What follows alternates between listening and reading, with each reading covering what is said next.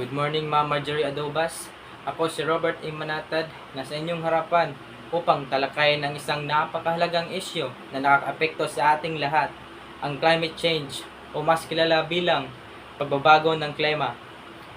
Ang climate change ay ang pagbabago ng klima o panahon dahil sa pagtaas ng mga greenhouse gases na nagpapainit sa ating mundo. Nagdulot ito ng baha at tagtuyot, nagkakaroon ng mas maraming bagyo at pagguho ng lupa. Nagkakaroon din ito ng epekto sa pang-araw-araw na kabuhayan ng mga tao. Ano nga ba ang dahilan ng climate change? Ang dahilan ng climate change ay dahil sa polusyon dala ng pagsunog ng plastik at mga karaniwang basura.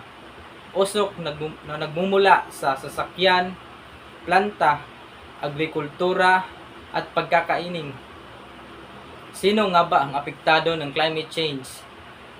Tayong lahat ay apektado ng climate change, mahirap man o mayaman, dahil ito ay nagdudulot ng pagkasira ng pananim sa mga magsasaka at sa mga produkto ng agrikultura at sa pagtaas ng presyo ng mga bilihin.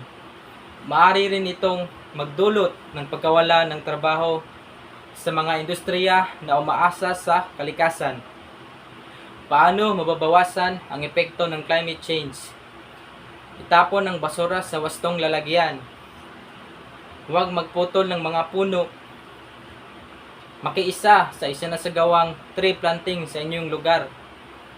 Makiisa sa mga gawain sa barangay na ipanupatupad ang pagpapanatili ng kalinisan ng kapaligiran. Tandaan na ang bawat hakbang na ating gagawin ay may malaking epekto sa pamamagitan ng pagkakaisa at pagtutulungan. Kaya nating malampasan ang hamong dulot ng climate change. Bigyan natin ng halaga ang kalikasan at pangalagaan ng ating tahanan. At dito, nagtatapos ang aking talumpati. Ako si Robert A. Manatad na nagmula sa BSHM 1A. Maraming salamat.